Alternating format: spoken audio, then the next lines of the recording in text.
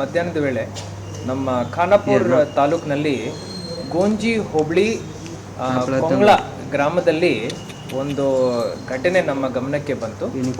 ಒಬ್ಬ ವ್ಯಕ್ತಿ ಶ್ರೀ ವೆಂಕಟ್ರವರು 52 ವರ್ಷದವರು. ಅವರಿಗೆ ಸ್ವಲ್ಪ ಹೆಲ್ತ್ ಇಶ್ಯೂಸ್ ಆಗಿ ಆರೋಗ್ಯ ಸರಿ ಇಲ್ಲ ಅಂತ ಹೇಳಿ ಅವರನ್ನು ಹಾಸ್ಪಿಟಲ್ಗೆ ಶಿಫ್ಟ್ ಮಾಡಲಿಕ್ಕೆ ಅಲ್ಲಿ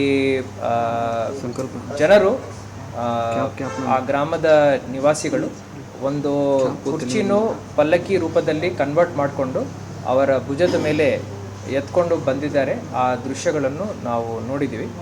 ಇದು ತಮ್ಮೆಲ್ಲರಿಗೆ ಗೊತ್ತಿರೋ ಹಾಗೆ ಭೀಮ್ಗಢ ಅರಣ್ಯದ ಒಳಗಡೆ ಇರೋ ನಿವಾಸಿಗಳಿಗೆ ಈ ಥರ ತೊಂದರೆಗಳು ಆಗ್ತಾ ಇರ್ತವೆ.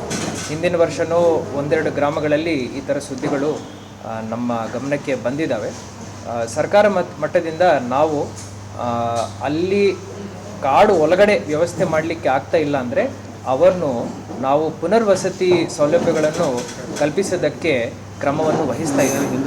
ಹಿಂದಿನ ವರ್ಷ ತಲೆವಾಡಿ ಅಂತ ಇದೇ ರೀತಿ ಒಂದು ಗ್ರಾಮದಲ್ಲಿ ಘಟನೆ ಆದಾಗ ಸರ್ಕಾರದಿಂದ ಕಂದಾಯ ಇಲಾಖೆ ಹಾಗೂ ಅರಣ್ಯ ಇಲಾಖೆ ಮುಖಾಂತರ ಇವರಿಗೆ ಪುನರ್ವಸತಿ ಕಲ್ಪಿಸಲಿಕ್ಕೆ ಒಂದು ಸ್ಕೀಮ್ ಇತ್ತು.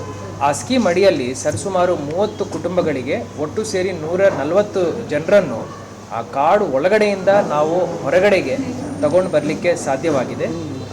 ಈ ವರ್ಷ ನಾವು ಅಮ್ಗಾಂವ್ ಊರನ್ನು, ಅದೇ ರೀತಿ ಈಗ ಕೊಂಗ್ಳ ಊರಲ್ಲಿ ಏನು ತೊಂದರೆ ಆಗಿದೆ ಆ ಊರ ನಿವಾಸಿಗಳ ಜೊತೆನೂ ನಾವು ಮಾತುಕತೆಯನ್ನು ನಡೆಸಿ, ನಾನು DFO ಅವರು ಅಲ್ಲಿ ಎಲ್ಲ ಜನಪ್ರತಿನಿಧಿಗಳ ಜೊತೆ ಅಲ್ಲಿ ಹೋಗಿ ಭೇಟಿ ಕೊಟ್ಟು ಅವ್ರ ಜೊತೆ ಮಾತಾಡಿ ಮನವೊಲಿಸಿ, ಇದು ವಾಲಂಟ್ರಿ ಸ್ಕೀಮ್ ಆಗಿರುತ್ತದೆ, ನಾವು ಏನು ಒತ್ತಡ ಹಾಕಲ್ಲ. ಸೊ ಫಾರೆಸ್ಟರ್ ತಮಗೆ ಲಾಸ್ ಬಗ್ಗೆ, ಕಾನೂನು ಬಗ್ಗೆ ಗೊತ್ತಿದೆ. ಬಹಳ ಅಲ್ಲಿ ಸೌಲಭ್ಯ ಕೊಡೋದು ಸರ್ಕಾರಕ್ಕೂ ಭಾಳ ಕಷ್ಟವಾಗುತ್ತದೆ. ಸೊ ಅವರು ಹೊರಗಡೆ ಜನ ವಸತಿ ಪ್ರದೇಶಗಳಿಗೆ ಅವರು ಬಂದಿದ್ದಾರೆ ಅಂದರೆ ಅದು ಬಹಳ ಸೂಕ್ತ ಅಂತ ಹೇಳಿ ಅವರಿಗೆ ಮನವೊಲಿಸಿ ಅವರನ್ನು ಈ ಸ್ಕೀಮ್ ಅಡಿಯಲ್ಲಿ ತಗೊಂಡು ಬರಲಿಕ್ಕೆ ನಾವು ಪ್ರಯಾಸ ಪಡ್ತೀವಂತ ತಮ್ಮೆಲ್ಲರ ಮುಖಾಂತರ ನಾನು ತಮ್ಮ ಪ್ರೇಕ್ಷಕರಿಗೆ ಹೇಳಲಿಕ್ಕೆ ಬಯಸುತ್ತೇನೆ.